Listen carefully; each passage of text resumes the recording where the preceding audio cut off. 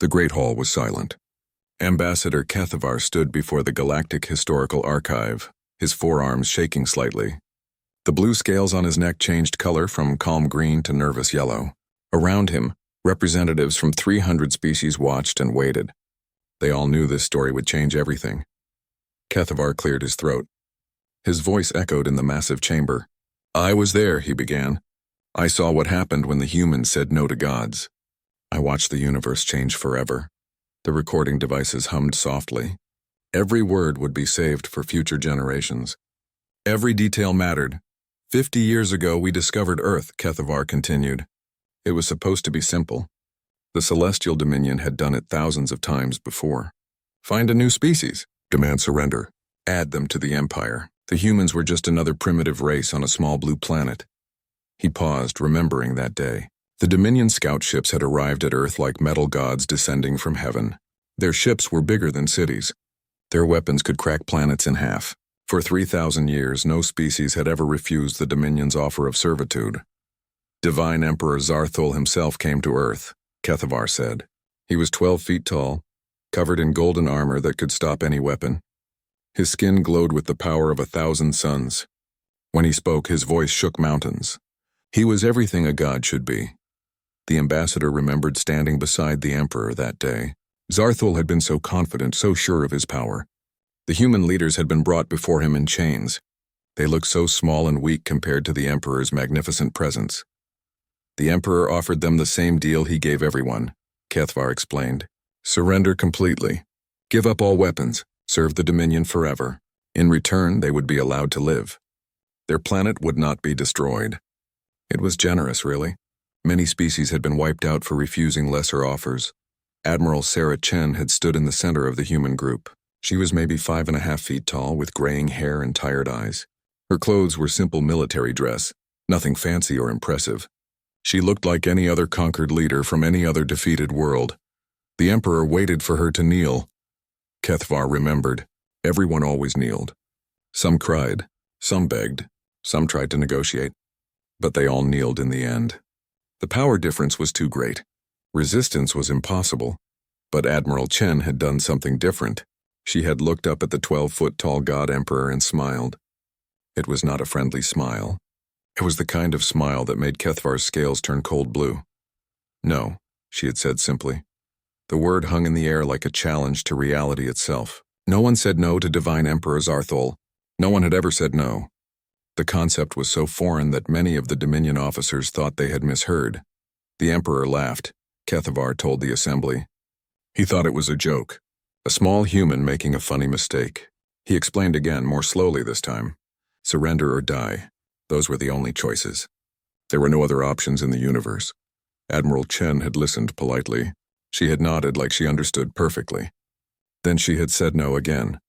This time, the Emperor's golden face had turned red with anger. His voice boomed across the plaza where they stood. "You do not understand, little creature. I am a god. My power is beyond your imagination. I could destroy your entire species with a thought." "Maybe," Admiral Chen had replied calmly, "but you still need us to say yes. Otherwise, why ask?" Kethavar remembered how those words had affected everyone present. The human had found something strange in the Emperor's demand. Gods did not usually ask permission to rule. They simply ruled.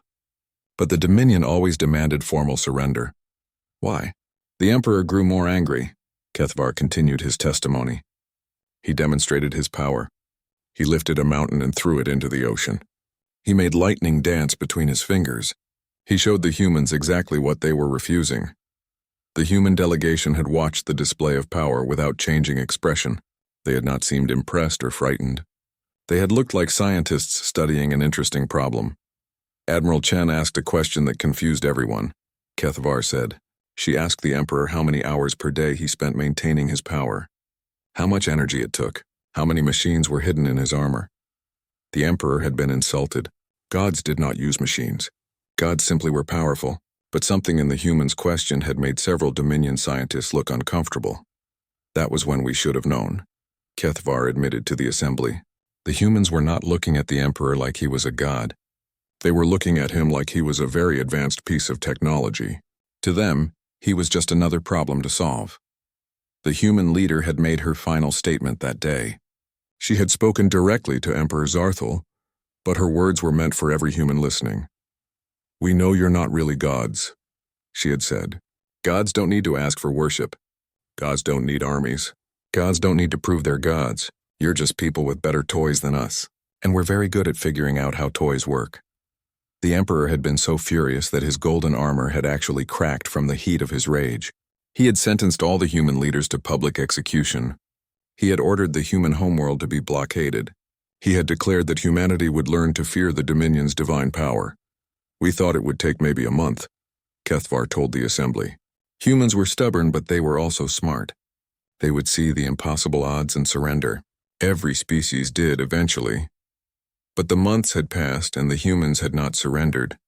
Instead, they had done something much worse. They had started to learn. The Dominion had scattered human prisoners across 17 different worlds. They had been put to work in factories, mines, and construction sites. Simple manual labor for a simple species. The gods had thought this would break human spirit quickly. Instead, the humans had begun to watch everything. They had studied how Dominion machines worked. They had observed how the various alien species interacted. They had learned languages, customs, and most importantly, weaknesses. A human janitor named Marcus figured out how our power cores worked, Kethvar admitted. A human engineer named Elena learned to build weapons from garbage. A human philosopher named David started teaching other prisoners that gods could bleed. The worst part was how subtle it had been. The humans had not started fights or caused obvious trouble. They had simply been very good workers who paid attention to everything around them. The Dominion overseers had even praised them for being quick learners. "We never realized they were learning how to destroy us," Kethvar said quietly. "We thought we were watching them break. Instead, we were watching them plan." The first escape attempt had failed completely. The humans had been caught before they could reach their stolen ship. Most of them had been killed in the attempt. The Dominion had celebrated this as proof that human resistance was finally ending. But the escape had not been about getting away. It had been about sending a message. In the few minutes before capture, the humans had transmitted detailed intelligence about Dominion technology to hidden cells across the galaxy. That was when Admiral Chen sent her message to Earth. Kethvar concluded. 3 words that changed everything. 3 words that started a war between mortals and gods. The message had been simple. "Gods bleed too." Kethvar looked around the silent assembly hall. Every being present understood what those words had meant. The humans had not just declared war on the Dominion. They had declared war on the very concept of divine rule. "Tomorrow I will tell you what happened next," the ambassador said. "I will tell you how mortals made gods remember they were mortal. And I will tell you why we must never forget this lesson." The assembly hall remained silent as Kethvar stepped down. Everyone knew the story was just beginning. Ambassador Kethvar returned to the podium the next day.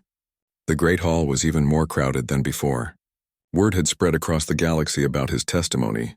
Representatives from species that rarely left their homeworlds had come to hear the story firsthand.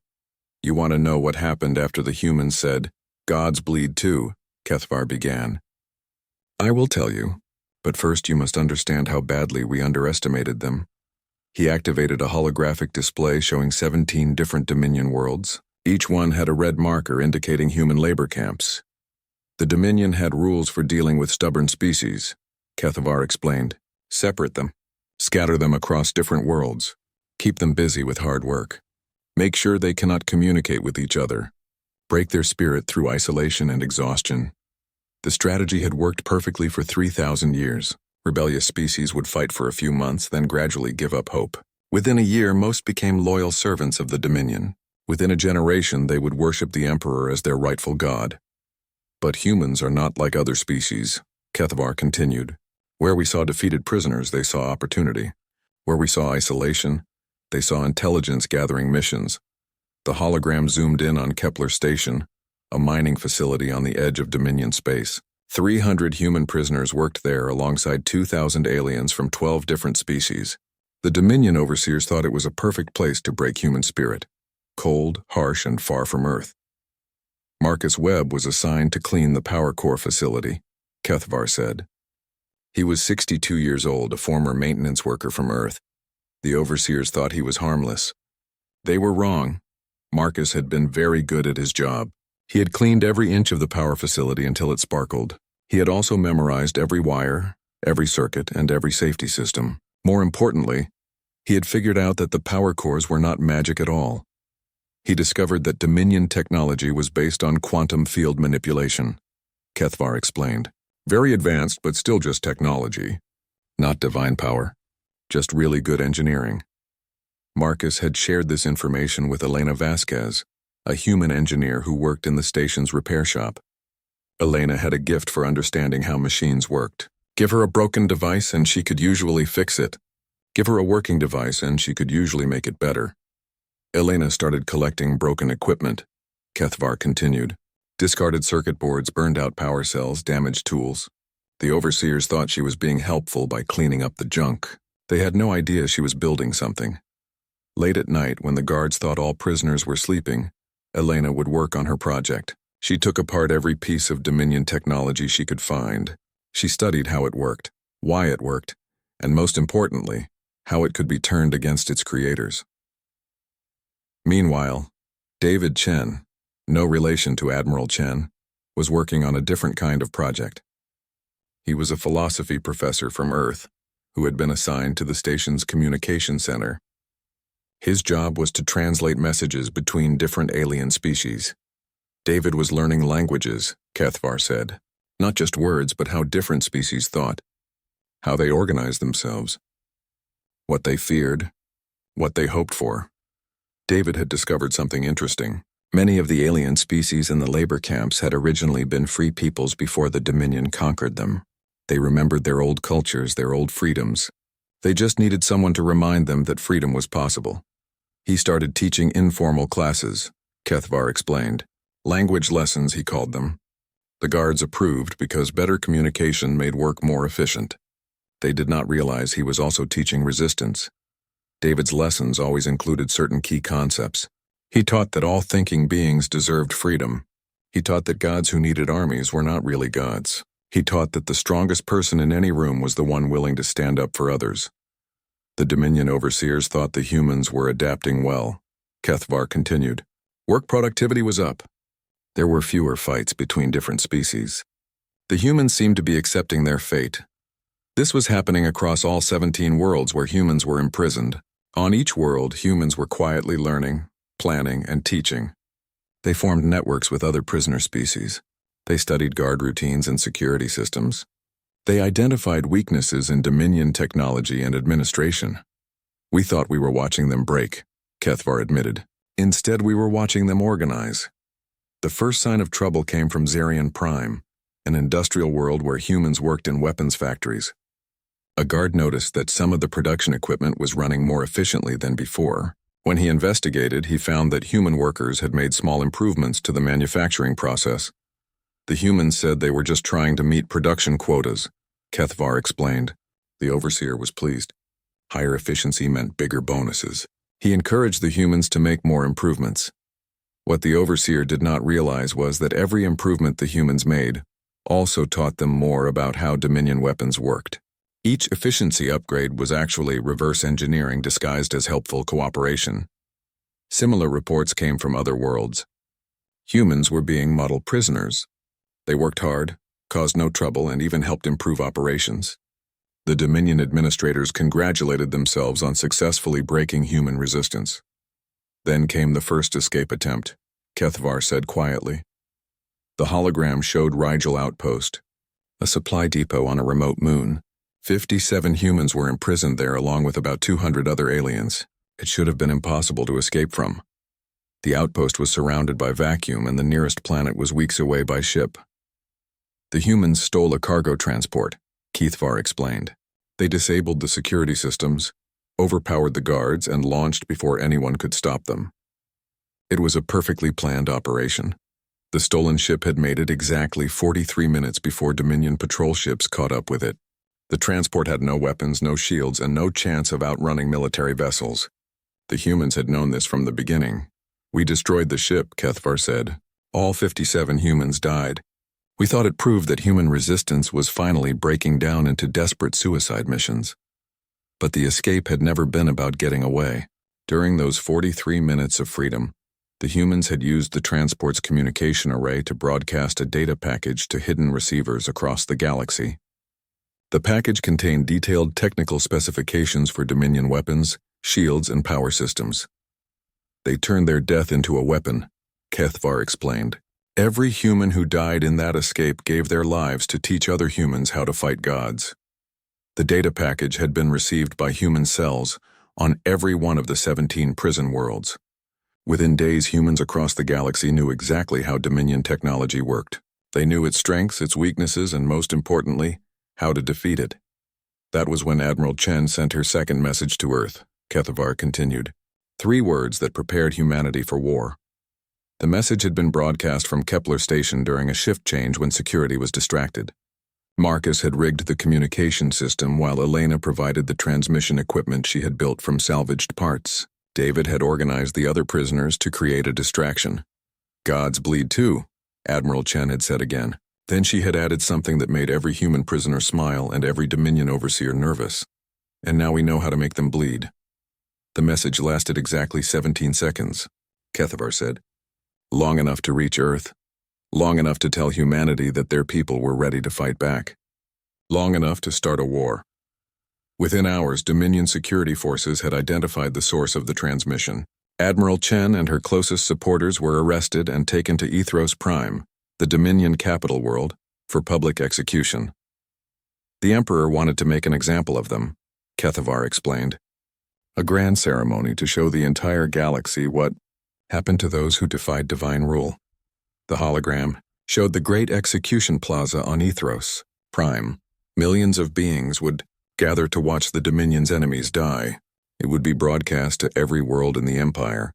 Every conquered species would see what happened to rebels. We thought it would end human resistance forever, Kethvar admitted. We thought watching their leaders die would finally break human spirit. The ambassador looked around the silent assembly hall. Every being present could sense what was coming next. We were wrong, he said quietly. The execution was not the end of human resistance. It was the beginning of human fury. Kethvar stepped down from the podium, leaving the assembly to wonder exactly how mortals could make gods afraid. The third day of testimony brought the largest crowd yet. Ambassador Kethvar noticed beings in the audience he had never seen before. Ancient species that rarely bothered with galactic politics. They had come to hear about the day gods learned to fear mortals. Ethros Prime was the crown jewel of the Celestial Dominion, Kethvar began. A planet-sized city floating in space powered by the cores of dead stars. Everything there was designed to show the infinite power of Divine Emperor Zarthul. The holographic display showed the magnificent capital world, towers that stretched into space, gardens that defied gravity, palaces that existed in multiple dimensions at once. It was a place where the impossible happened every day, where the laws of physics bent to divine will. The execution plaza could hold 10 million beings, Kethvar continued. Representatives from every conquered species were required to attend. The ceremony would be broadcast to every world in the Empire. Everyone would watch Admiral Chen die, and everyone would remember that resistance was futile. Kethvar had been standing on the Imperial platform that day, close enough to see everything. Divine Emperor Zarthul had worn his most magnificent armor, golden plates that seemed to contain miniature galaxies, a crown that burned with the light of newborn suns. He was 12 feet of terrible beauty, a being who could reshape reality with a thought. Admiral Chen looked so small next to him, Kethvar remembered. They had dressed her in gray prisoner robes. No armor, no weapons, no technology. Just a middle-aged human woman standing before a god. The Emperor had begun the ceremony with his traditional speech about divine justice and the fate of rebels. His voice had echoed across the plaza and throughout the galaxy.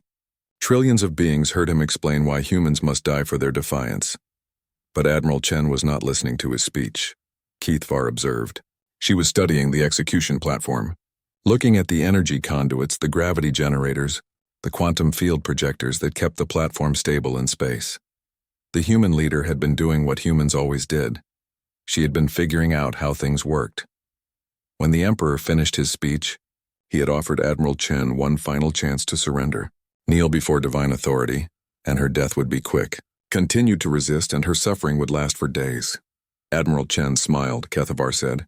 The same smile she had given when she first said no. Then she spoke words that changed the universe forever. The human admiral had looked up at the Golden God Emperor and said clearly, "You made one mistake. You thought being powerful made you gods, but gods don't fear their creations. And you should have been afraid of us from the moment we said no." The Emperor laughed, Cathvar continued. He thought she was making a final desperate threat. A powerless prisoner pretending she could hurt a divine being. He activated the execution device. The platform beneath Admiral Chen had begun to glow with killing energy. Quantum disruptors designed to tear apart matter at the molecular level. It was supposed to be the most painful death possible, designed to make other species think twice about rebellion. But the execution device did not kill Admiral Chen, Cathvar said quietly. Instead, she began to glow with the same energy. She was not being destroyed by it. She was absorbing it. The gray prisoner robes had fallen away, revealing something impossible underneath. Admiral Chen had been wearing a suit made from Dominion technology. Quantum field manipulators, power collectors, and gravity generators all woven together in ways the Dominion had never imagined. She had been wearing a bomb, Cathvar explained. Not explosive, but electromagnetic. Every piece of technology she wore had been built by human prisoners using stolen Dominion components. For months they had been building this moment. The humans had not just learned how Dominion technology worked, they had learned how to improve it. Elena's salvaged electronics, Marcus's power core knowledge, and David's understanding of system integration had created something the Dominion had never seen before. Admiral Chen was no longer just human, Cathvar said. She had become a walking electromagnetic pulse generator, powered by the Emperor's own execution device. The energy discharge had been invisible, but devastating. Every piece of advanced technology within a mile had simply stopped working. Gravity generators failed. Power cores shut down. The magnificent armor of Divine Emperor Zarthul had gone dark and lifeless. For the first time in 3,000 years, we saw the Emperor without his divine power, Cathvar revealed. He was not 12 feet tall. He was maybe 7 feet, and most of that was artificial enhancement. He was not golden-skinned. He was pale gray like all of his species. He was not magnificent. He was just another mortal being with very good technology. The plaza had fallen into chaos as other Dominion technologies failed. Hover platforms crashed. Communication systems went silent. Security weapons stopped functioning. For several minutes, the capital of the galaxy had been reduced to the technology level of a primitive world. Admiral Chen was dying, Cathvar continued. The electromagnetic pulse had burned out her own life support systems. But she was smiling as she looked at the revealed Emperor. She spoke her final words to him, and to the galaxy watching. Those words had been broadcast on emergency channels that still functioned. Every human prisoner across 17 worlds had heard them. Every conquered species had heard them. Every citizen of the Dominion had heard the impossible truth. "Welcome to mortality," Admiral Chen had said to the former God Emperor. "Population, everyone." She died 17 seconds later, Cathvar said. But those 17 seconds changed everything. The entire galaxy had seen a god revealed as just another mortal. The entire galaxy had watched a human show them that divine power was just advanced technology. The Emperor had tried to restore order, but the damage was done. His golden armor was revealed as machinery. His godlike voice was shown to be electronic enhancement. His palace of wonders had been exposed as a very sophisticated computer program. More importantly, the electromagnetic pulse had done something else, Cathvar explained. It had activated transmitters hidden throughout the capital city. Transmitters built by human prisoners and planted by their alien allies. For months, humans across the galaxy had been building a network. Every improvement they made to Dominion equipment included hidden components. Every helpful suggestion they offered included secret modifications. Every act of cooperation had been preparation for this moment. The transmitters sent activation signals to every human prisoner cell in the galaxy, Cathvar said. 17 worlds, thousands of facilities, millions of human prisoners, all receiving the same message at the same time. The message had been simple. The gods are mortal. Begin Phase 2. What happened next was not a prison break, Cathvar explained. It was a coordinated military operation planned by a species that had spent months learning everything about their enemies. On Kepler Station, Marcus had used his knowledge of power systems to overload the main reactor. The explosion had not destroyed the station, but it had disabled all security systems and opened every cell door simultaneously. On Xerion Prime, Elena had used her improved manufacturing equipment to produce weapons for every prisoner in the facility. Not just humans, but every enslaved species that wanted freedom. On Rigel Outpost, David had organized a coalition of 12 different species to take control of the communication array and broadcast liberation instructions to other prison worlds. Within 6 hours, human prisoners had taken control of facilities on all 17 worlds, Kethavar said, but they did not stop there. They began freeing every other enslaved species they could find. The humans had not fought for revenge or conquest. They had fought for liberation. Every prison they took, they opened to all prisoners. Every weapon they captured, they shared with anyone willing to fight for freedom. Every piece of technology they acquired, they used to free more slaves. That was when we realized the truth, Kethavar admitted. The humans had not been planning to escape. They had been planning to end slavery forever. The Dominion military had tried to respond, but their technology had been compromised. Human prisoners had been improving Dominion equipment for months, and every improvement had included hidden vulnerabilities that could be exploited remotely. Ship weapons turned on their own crews. Security systems locked down Dominion personnel instead of prisoners. Communication networks broadcast liberation instructions instead of military orders. Kethavar paused, remembering the chaos of those first hours after Admiral Chen's death. We had ruled the galaxy for 3,000 years, he said quietly. We had conquered 1 million worlds and enslaved 1 billion species. We thought we were gods and everyone believed us. He looked around the silent assembly hall. It took the humans 6 hours to prove that gods could die, he concluded. And once everyone knew that gods could die, they stopped being gods forever. The ambassador stepped down from the podium, leaving the assembly to contemplate how quickly divine authority could crumble when faced with mortal determination. Ambassador Kethavar faced the assembly for the 4th time. The Great Hall was now completely packed, with beings standing in every available space.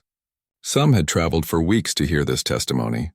The story of how mortals defeated gods was spreading across the galaxy faster than light itself. After Admiral Chen died and the Emperor was revealed as mortal, we thought the chaos would end quickly, Kethavar began.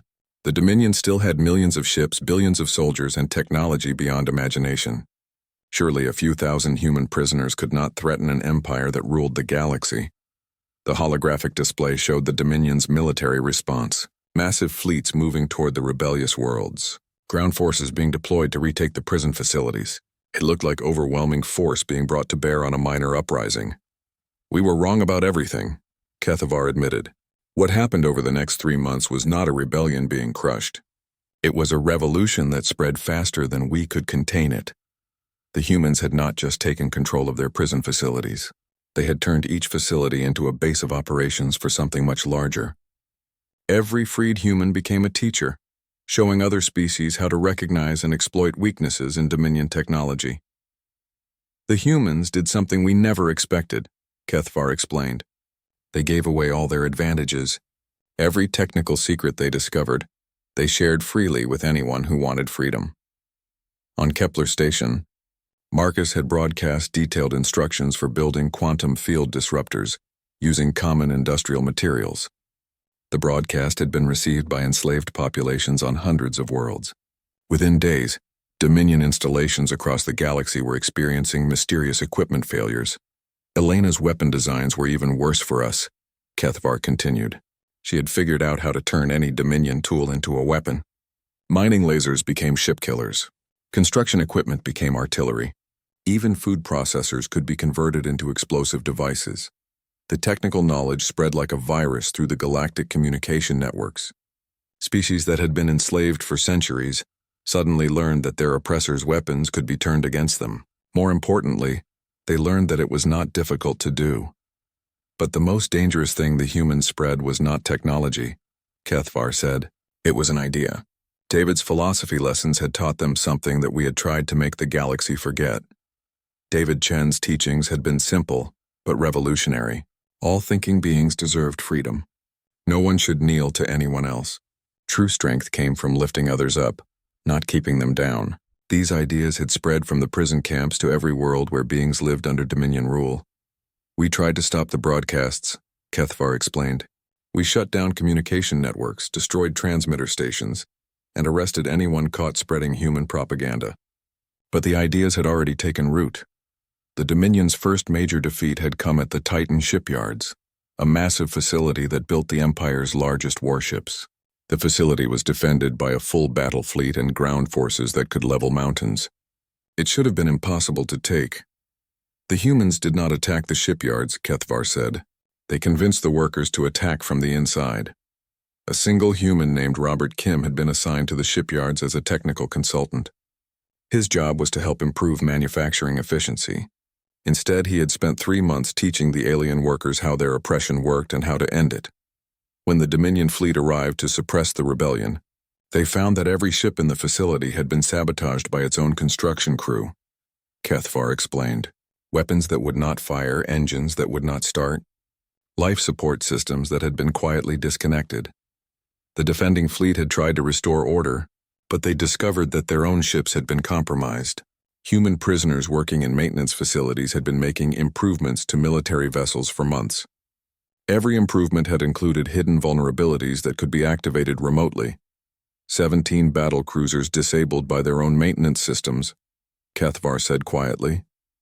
The flagship's main cannon exploded when they tried to fire it. The Admiral's command ship lost artificial gravity and spun out of control. But the most shocking part had been what happened after the Dominion forces were defeated. The humans and their allies had not executed the captured officers.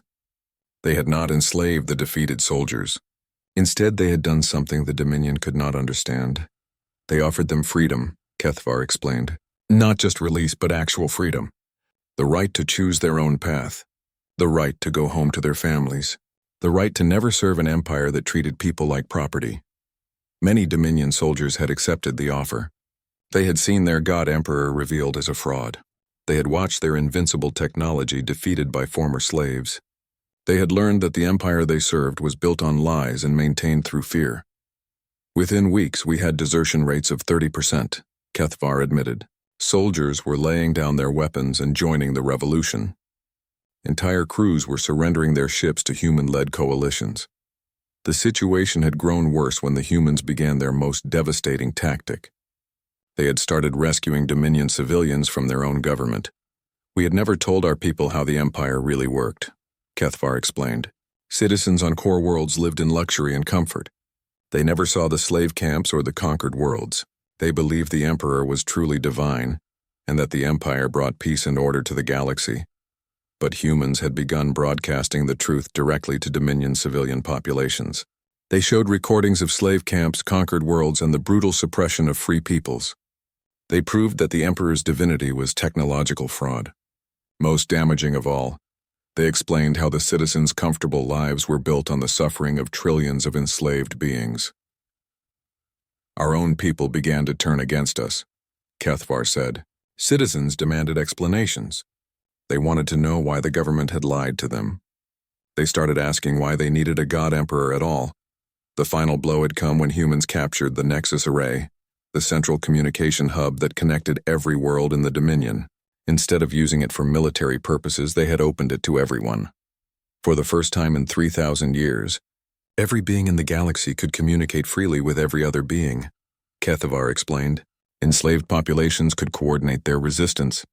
Conquered worlds could share their stories. Dominion citizens could learn the truth about their empire. The revolution had spread to over 1,000 worlds within a month. Species that had been enemies for centuries began working together against their common oppressor.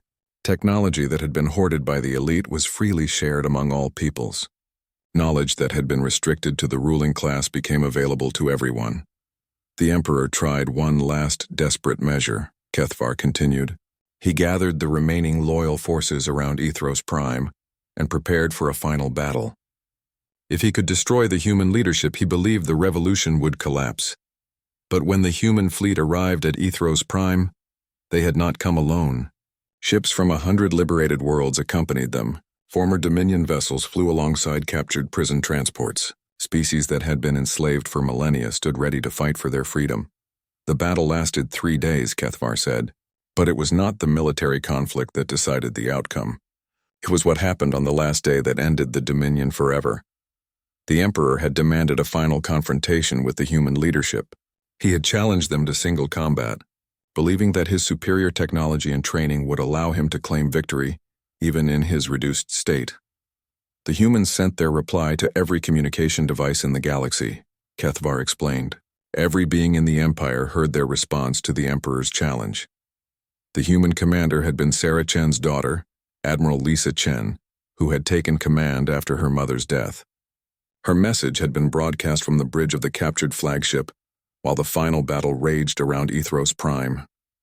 "We don't need to prove we can beat you in a fair fight," she had said to the Emperor. "We already proved that gods can die. Now we're going to prove that people can live free." That was when we realized the truth, Kethvar told the assembly. The humans had never been trying to replace the Dominion with their own empire. They had been trying to end the concept of empire altogether. The final defeat had not come through military conquest. It had come when the Emperor's own people, the core species of the Dominion, had formally surrendered to the human-led coalition and asked to join the new galactic community as equals rather than rulers. The war ended not with the death of gods, Kethvar concluded, but with gods choosing to become mortals. Ambassador Kethvar stood before the Galactic Historical Archive for the final time. The Great Hall was so packed that beings were watching from corridors and connected chambers across the station. This testimony had become the most important historical document in galactic history, and everyone knew they were witnessing something that would be remembered forever. 50 years have passed since the Dominion fell, Kethvar began.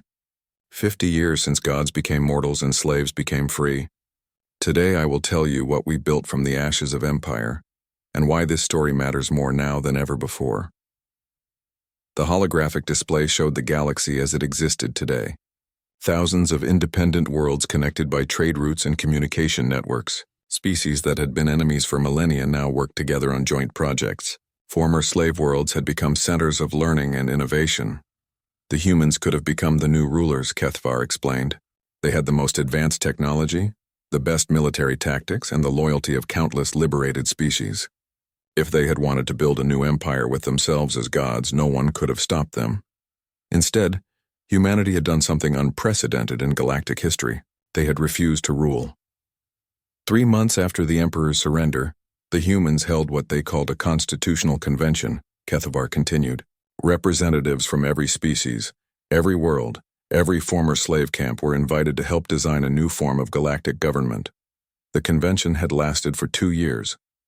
Every decision was debated, discussed, and voted on by all participants. No single species was allowed to dominate the process. No individual was permitted to claim divine authority. Every voice was heard, every opinion considered. The humans insisted on one fundamental principle, Kethvar explained. No being should ever again kneel to another being. All forms of slavery, servitude, and forced worship were permanently banned throughout the galaxy. The new galactic government was unlike anything that had existed before. Instead of an empire ruled by gods, it was a confederation of equals. Instead of slaves serving masters, it was free peoples choosing to cooperate for mutual benefit. They called it the Galactic Community, Kethvar said. Not empire, not dominion, not kingdom. Community. A place where all beings could live freely and work together toward common goals. The transformation had not been easy. Thousands of species had to learn how to govern themselves after millennia of being ruled by others. Former slave worlds needed help building infrastructure and education systems. Former Dominion worlds had to learn how to survive without enslaved labor. The humans helped everyone, Kethvar explained. They shared their technology freely, taught their governance principles openly, and supported any species that wanted to build a better society. Marcus Webb, the former janitor who had figured out how Dominion power cores worked, had become the head of the Galactic Technology Sharing Initiative. His organization made sure that advanced technology was available to all species, not hoarded by the few. Elena Vasquez had established the Free Engineering Corps, groups of technical experts who traveled to developing worlds to help build infrastructure and teach local populations how to maintain it themselves.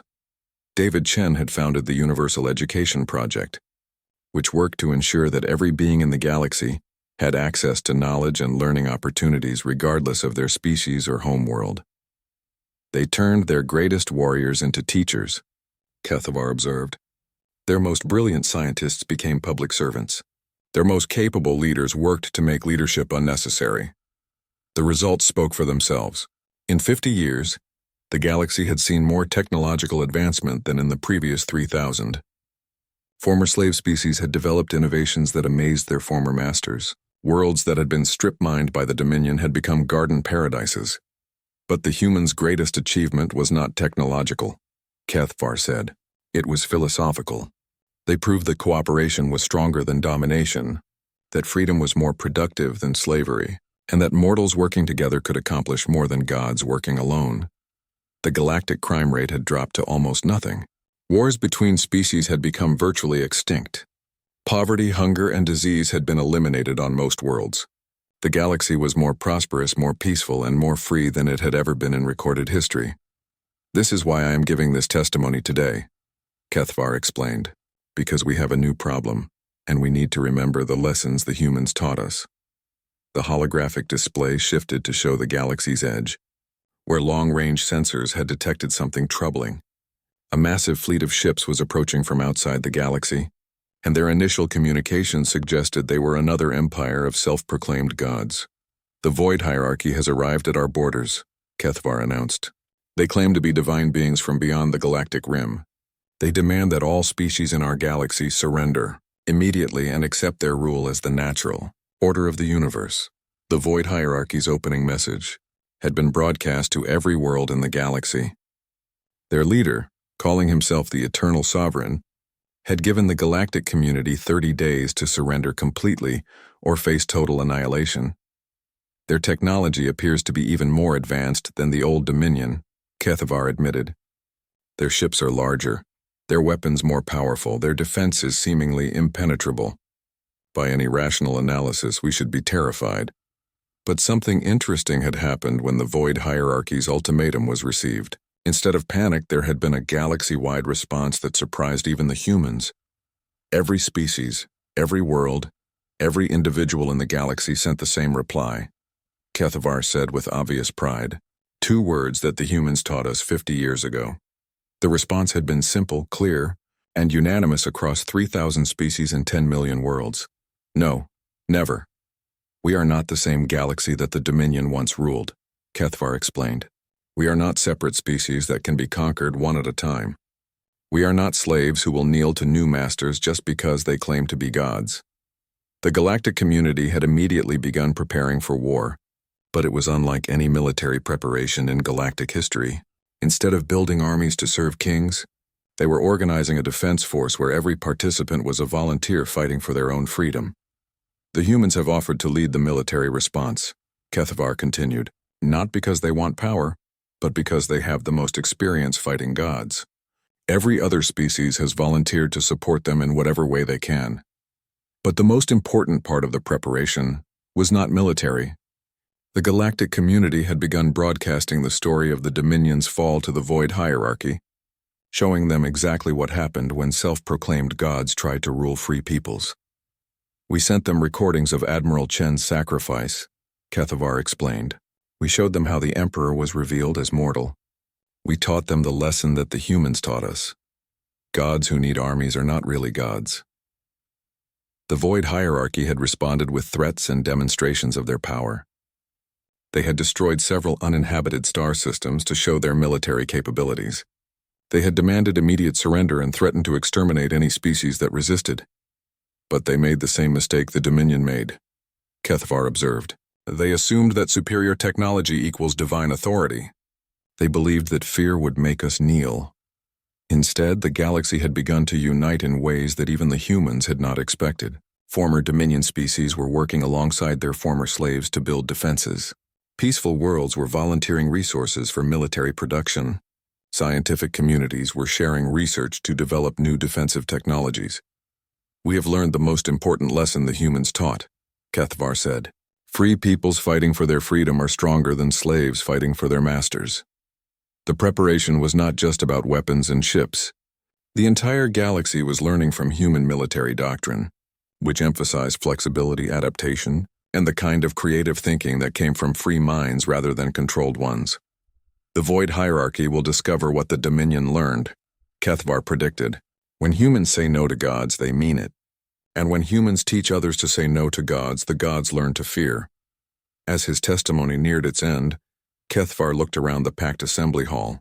Representatives from every species in the galaxy were present, united in their determination to remain free. In 7 days, the Void Hierarchy's ultimatum expires, he announced. In 7 days, they will attack our galaxy, expecting to find scattered, frightened species ready to surrender to superior force. The ambassador smiled, showing teeth that would have once marked him as a Dominion predator species. Now they marked him as a free being ready to defend his freedom. Instead, they will find what Admiral Chen created 50 years ago, Kethvar concluded. They will find mortals who refuse to kneel, peoples who will not be enslaved, and humans who remember that even the divine can fall. They call themselves the Void Hierarchy, he added as he stepped down from the podium. Soon, they will learn why the Void fears the light. The assembly hall erupted in a sound that had not been heard in the old galaxy, the unified voice of free peoples declaring their determination to remain free.